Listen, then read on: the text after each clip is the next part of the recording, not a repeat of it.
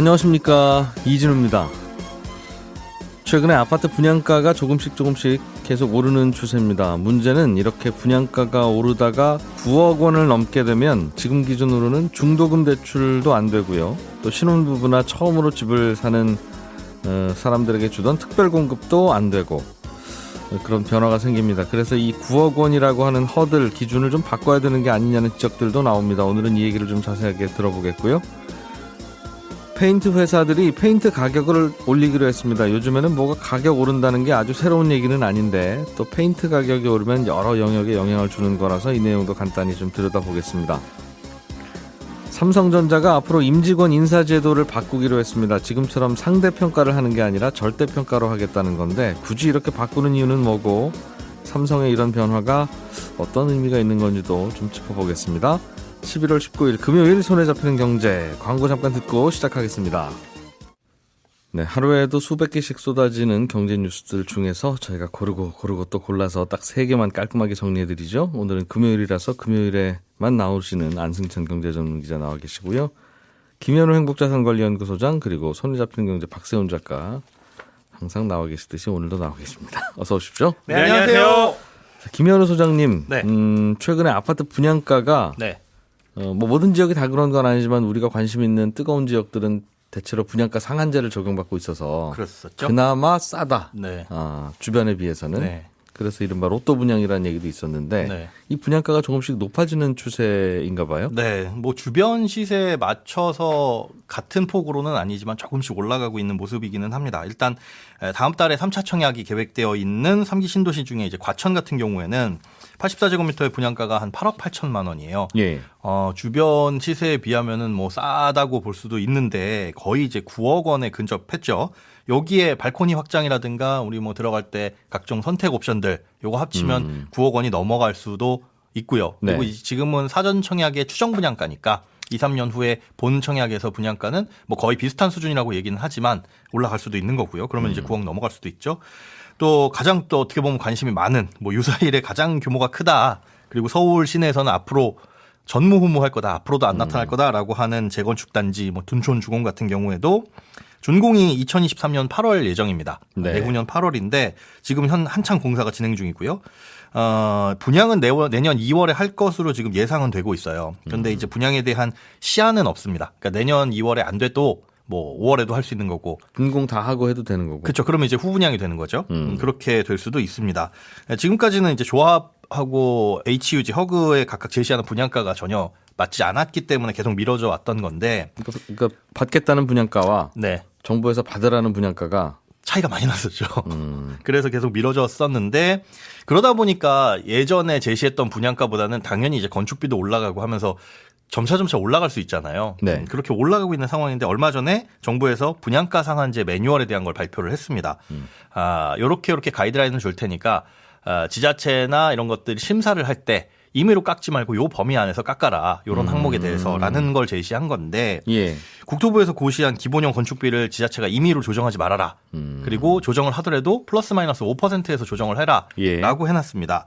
물론 이게 법적인 강제력은 없어요. 안 지킨다고 하더라도 무슨 처벌이 되거나 그러진 않습니다. 네. 그런데 이제 건축비는 아까 말씀드린 대로 시간이 지날수록 오르게 되어 있잖아요. 예. 최근에 고시된 기본형 건축비를 이 둔촌주공 분양가에 적용을 하면 보수적으로 보더라도 3.3제곱미터당 4천만 원이 넘어가게 됩니다. 4,250만 원 수준이라고 하는데 이렇게 되면 전용 40제곱미터 이하 1,200가구를 제외하고는 일반 분양 중에 나머지 한 3,600세대는 9억 원을 넘게 되는 겁니다.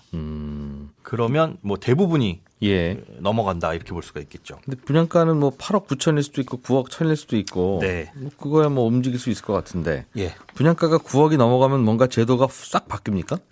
예, 완전히 바뀌어버립니다. 이제 9억 원은 분양가 넘느냐 안 넘느냐가 일단 대출하고 청약제도에 크게 달라지는데요. 네. 일단 9억 원을 넘게 되면 중도금 대출이 불가능해집니다. 여기가 둔촌주공 같은 경우는 2023년 8월 입주니까 그 중간에 만약에 분양을 시작하게 되면 선분양이죠. 그럼 중도금 대출이 안 나옵니다. 계약금 보통 요즘에 통상 10%, 그다음에 중도금 대출로 한 40에서 50%를 중도금을 낼 텐데 집값의 3분의 2 정도는 본인 돈으로 마련해야 된다. 그렇죠. 대출은 안 나오고. 네. 예. 한 50에서 60%, 한 4억 5천에서 5억 4천 정도는 현금이 있어야지 넣을 수 있는 거고요. 나중에 이제 잔금 치를 때 대출은 가능할 텐데 하더라도 9억 원 이하까지는 40%, 초과하면 20%만 대출이 되니까 실수요자라고 하더라도 대출이 되는 게 굉장히 한계가 있을 거고요. 그러니까 현금 없는 분들은 이 분양가가 9억 넘어가는 순간 해당 사항 없다는 거네요. 그렇죠. 현금이 있어도 넉넉하게 한 4억 원 이상, 5억 원 이상은 있어야 네. 이것도 그냥 공급가의 기준이지 뭐 각종 옵션 포함하면 훨씬 더 많이 필요하고요. 예. 무엇보다 문제는 분양가가 9억을 넘게 되면 제가 좀 전에 말씀드린 대출의 기준은 발코니 확장 금액이라든가 이런 것들을 합쳤을 때이고 예. 그게 아닌 공급가액만 놓고 봤을 때 9억을 넘게 되면 특별 공급이 전부 다 사라지게 됩니다. 그러니까 특별 공급을 하는 대상의 아파트는 9억 원 이하 주택에 대해서만 해당이 돼요. 예. 그런데 이게 문제가 최근에 정부에서 신혼부부와 생애 최초 특별 공급에 대한 민영주택에 대해서 요거 대상을 확대하는 방향으로 제도를 개선했잖아요. 예. 자녀가 없는 신혼부부도 특별 공급 넣을 수 있고 소득이 넘어가도 할 수 있고 뭐 1인 가구 생애 최초도 특별 공급 넣을 수 있습니다. 청약통장 가점이 많지 않아도. 네, 도전하세요라고 네. 확대를 했는데 9억이 넘게 되면 이게 사실 무의미해지는 거예요. 한쪽에서는 9억이 넘으면 이런 분들은 안 뽑고 그럼 청약통장 가점 순서대로 딱 끊고 끝내요? 그렇습니다. 모두 다 가점제를 적용받습니다. 그렇게 되면 기존의 가점제, 그러니까 뭐 무주택 기간, 청약통장 가입 기간, 부양가족 수가 많아야만 여기에 들어갈 수 있는 주택이 돼버리는 거죠. 이게 제도 만들 때 그 처음에는 무조건 다 그냥 그 청약 가점으로만 뽑습니다. 네. 다들 인기라서 오래오래 무주택이고 가족 많은 분 순서대로 드릴 수밖에 없습니다 했다가 네. 신혼부부는 어떻게 해요? 네. 예를 들면 맞벌이라서 소득이 좀 많을 뿐인데 네. 오죽하면 맞벌이 하겠습니까? 그렇죠. 하는 분들은 그럼 그냥 우리 그냥 나와 있는 집 살래요. 이제 하는 바람에 네. 알겠습니다. 9억 원 이하는 서민주택으로 보고 네, 그렇죠. 그거는 그냥 그럼 골고루 좀 나눠드리는 걸로 하겠습니다로 제도 바뀐 거죠. 네. 점차 그런 배려의 대상을 넓힌 거죠. 신혼부부, 말씀해 주신 신혼부부뿐만 아니라 자녀가 많으면 어떻게 해요? 혹은 뭐 노부모님을 부양하고 있는 가구는 어떻게 해요? 하면서 예. 그런 배려를 위해서 넓혀준 건데 이게 여기 둔촌주공뿐만 아니라 사전청약 받고 있는 공공주택도 또 마찬가지예요. 민영주택은 그래 그렇다 치자라고 하더라도 공공주택은 말 그대로 공공에서 분양을 하는 좀 어려우신 분들 더 배려하고자 좀 전에 말씀드린 아까 신혼부부와 생애 최초에 대한 그 확대도 여기는 적용을 안 했거든요. 예. 그런데 이제 공공주택이 9억 원을 넘어가 버리면 특공이 다 사라지는 겁니다. 그렇게 되면 이제 청약 같은 경우에는 청약 통장을 얼마나 오랫동안 납입을 했는지 그렇게 단천자 성장 방식이 사전 청약 때와 본 청약 때가 완전히 다 달라져 버릴 수 있다는 거. 네. 그러면 사실은 현장에서는 굉장히 혼란이 오겠죠. 참 논란이 되겠어요. 분양가가 9억이 넘는다는 건 네. 이른바 로또 분양 차액도 더 크다는 건데 시중가와 비교해서 더 싼 거 아니겠습니까? 그렇죠. 9억이 안 넘으면 9억이 넘더라도 넘더라도 분양가가 10억인 아파트는 주변에 비해서 예를 들면 반값이라면 주변 예. 가격은 20억인 거고 예. 분양가가 3억인 아파트는 주변 가격은 6억인 거니까 당첨될 때 순간적으로 얻을 수 있는 금액이 분양가가 높을수록 크겠죠. 그렇죠. 그런 거는 이제 오래오래 통장 부어 오신 분들께 드리겠다는 것 같은데 예. 이게 논란이 되는 이유가 이른바 서울에 있는 둔촌 주공 아파트가 이게 굉장히 규모가 크다면서요? 크기 때문입니다. 이게 12,000 가구가 분양이 되고 60만 제곱미터 부지 넓이만 해도 어마어마해요. 어마어마하고 그중에 이제 일반 분양이 서울에서 이 단독 단지로만 4,786호가 여기서 분양이 됩니다. 예. 그러니까 굉장히 많은 물량을 여기서 소화를 할 수가 있어서 집이 좀 멀더라도 기대를 해볼 수가 있는 곳이고 또 거의 마찬가지로 미니 신도시급이던데 이게. 예, 신도시급이라고 거의 보입니다. 대장동 규모의 한 2배쯤 되더군요. 이게. 네. 근데 심지어 그게 서울 시내 안에 있다는 것. 그게 대단한 거죠. 대단해서 앞으로도 이런 게 없을 것이다라고 예상을 하는 이유가 서울 시내에 이만한 부지가 없거든요. 다들 기대하고 있었는데 네. 9억 넘어가네 이거. 그렇죠. 이러면 나는 대출 못 받는데 이제 이런 분들 생긴다는 거죠. 대출도 못 받고 청약 특별 공급도 안 되고. 그러니까 청약이라는 제도는 우리가 좀 길게 보고 그걸 준비를 하는 제도인데 예. 요게 하루아침에 이렇게 달라져 버릴 수 있다라고 한다면은 문제가 알겠습니다. 좀 생길 수가 있죠. 그러면 이 9억이라는 그 허들을 좀 10억, 11억으로 좀 올리든가. 예. 아니면 이 제도를 좀 손보든가. 물론 여기 청약하는 분들을 위해서 제도를 바꾼다는 게 좀 이상하긴 한데 그렇습니다. 예. 그래도 좀 그럴 여지는 없습니까? 이게 국토부에 여쭤봤더니 인지는 하고 있습니다. 당연히 이제 중요한 문제라는 건 인지를 하고 있는데 이 9억 원이라는 게 어디서 왔냐 하면 우리나라의 모든 주택에 관련된 법령의 고가주택의 기준이에요. 예. 2008년 10월에 9억 이상은 9억을 초과하게 되면 이건 고가주택이다라고 해서 별도로 다른 법들을 적용을 하고 있었거든요. 그런데 이에 대해서는 청약에 대해서는 좀 신중하게 검토를 해야 된다. 왜냐하면 요거 하나 바꾸게 되면 다른 것들과 줄줄이 엮여가지고 네. 움직이는 것들이 있어서 다만 이 주택을 청약을 할 때의 기준은 주택 공급에 관한 규칙이기 때문에 네. 바꾸는 게 법을 바꾸는 것처럼 그렇게 복잡하지는 않습니다. 행정적인 소요가. 근데 문제는 이 9억이 청약뿐만 아니라 뭐 전세 대출이라든가 아니면 뭐 1주택자 양도세 기준이라든가 이런 점에 많이 바꾼다라고 하잖아요.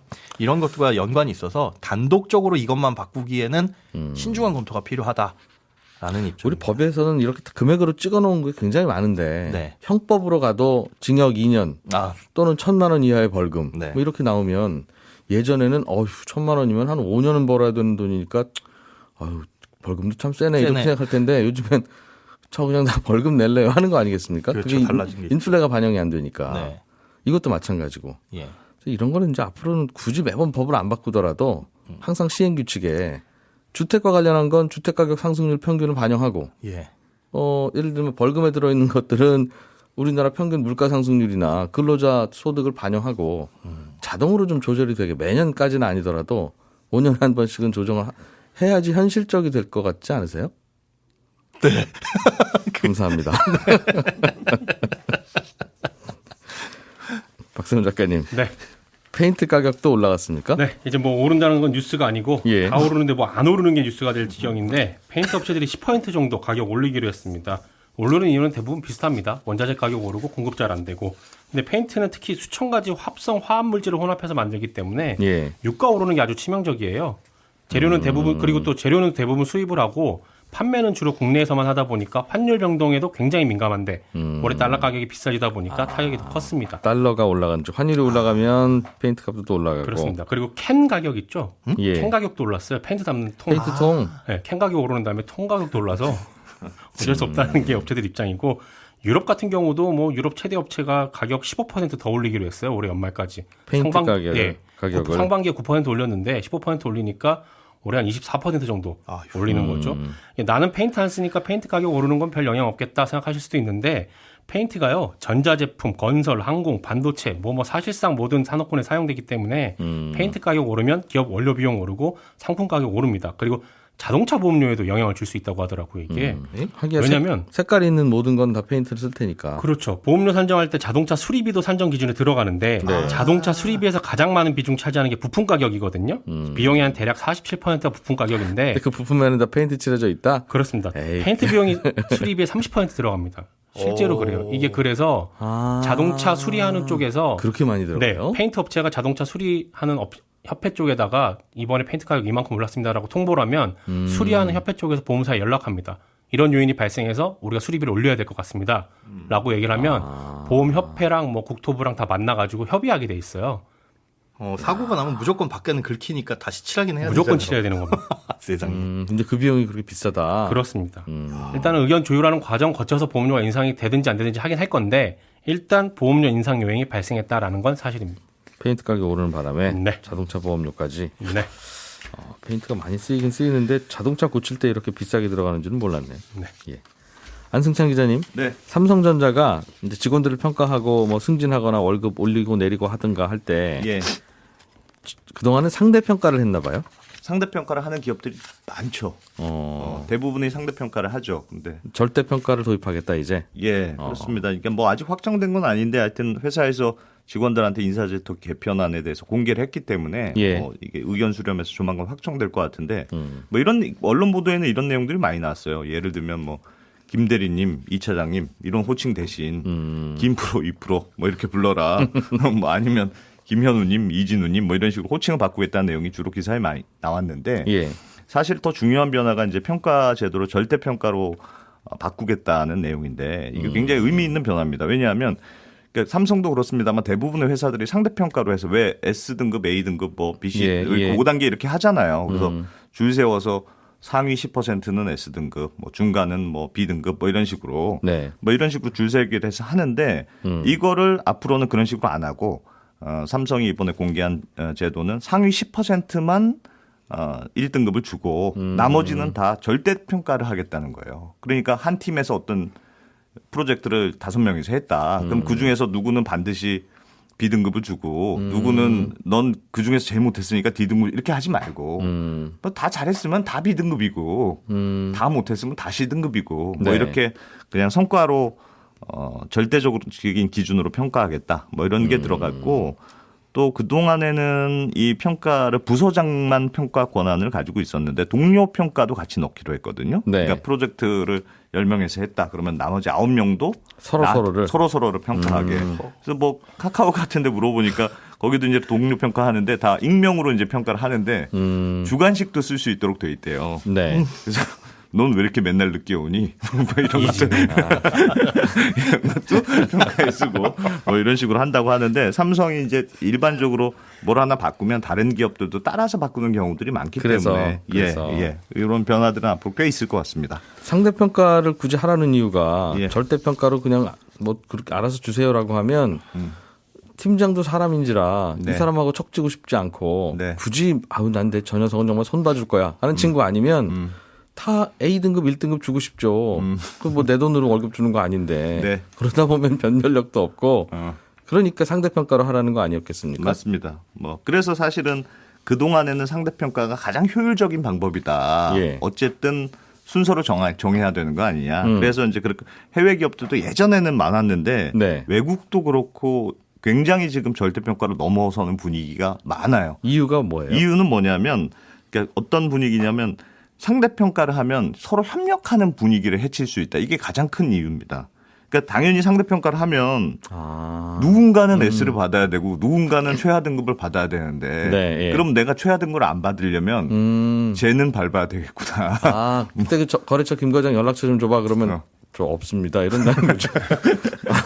그래서 예전의 키워드는 이게 이제 예전에 기업의 성과를 평가할 때 제일 중요한 게 근면성실. 이건 이제 측정하기도 되게 편하잖아요. 근데 요즘은 무슨 창의력이라든가 뭐 아이디어가 좋다든가 이런 걸 되게 강조하는 추세니까 네. 이런 걸 하려면 뭔가 서로 얘기도 잘 돼야 되고 협력도 잘 돼야 되고 하는데 상대평가를 하면 그런 게 오히려 좀 가로막는 제도 아니냐 이런 반성이 네. 좀 있었던 거죠. 그래서 오히려 조금 절대평가로 하면 서로 좀 협력하고 서로 얘기도 많이 하고 그런 분위기를 만들 수 있지 않겠느냐 해서 예. 그게 오히려 동기부여를 한다는 추세고 이게 뭐 우리나라뿐 아니라 미국에서도 예전에 이제 GE라는 회사가 상대평가의 대명사였는데 그 회사가 왜 제그 웰치가 제일 유명한 게 식스 시그마도 있습니다만 뭐 10% 룰이라고 해서 매년 예, 평가한 예. 다음에 하위 10%는 무조건 자른다. 뭐 이걸로 되게 유명했잖아요. 근데 GE조차 우리가 뭘 잘못한 것 같다. 그래서 상대평가를 없애고 절대평가로 돌아섰고 뭐 마이크로소프트라든가 많은 기업들이 최근에 이렇게 절대평가로 돌아서는 그런 분위기입니다. 잘 좋은 방향인 것 같으세요? 아니면 좀 걱정이 되세요? 저는 좋은 방향이라고 봐요. 보통 절대평가를 하면 직원들이 더 좋아한다. 아, 스트레스 안 받으니까 그걸로. 예. 직원들이 상대적으로 스트레스를 안 받으면 회사는 잘 돌아가는 것 같습니까? 어떻습니까? 물론 그런 건 있죠. 근데 예를 들면 상대평가는 이렇게 위기감을 경각심을 일으키는데 도움이 된다고는 하는데 근데 어떤 교수가 이런 분석도 있더군요. 그러니까 위기감을 주고 경각심을 주고 조직의 긴장감을 불러일으키는 건 좋으나 문제는 계속 상대평가를 매년 하다 보면 예. 경각심 위기감이 상시화되니까 사람들이 그 위기감으로 안 느껴지게 되고 그럼 뭐 만성적인 피로가 있으면 진짜 위기가 왔을 때 경각심이 오히려 잘 안 일어나더라. 그렇다. 그런 악순환도 있더라. 이런 분석도 있더군요. 장단점은 있습니다만 어차피 그래서 최상기 등급은 그냥 상대평가로 뒀나 봐요. 그건 열심히 하고자 하는 동기가 사라져 버리는. 네. 어차피 다 A 등급 받을 텐데 우리 팀장님 얼굴 보니까 오늘 이거 다 A 주시겠네. 네. 그러면 뭘 더 열심히 하지? 이제 이런 생각이 들 테니까. 네. 삼성의 경우는 그거는 남겨놨더라고요. 한 10% 상대평가다. 네. 네, 손에 잡히는 경제는 11시 5분에 손에 잡히는 경제 플러스에서 다시 한번 찾아뵙겠습니다. 이진우였습니다. 고맙습니다.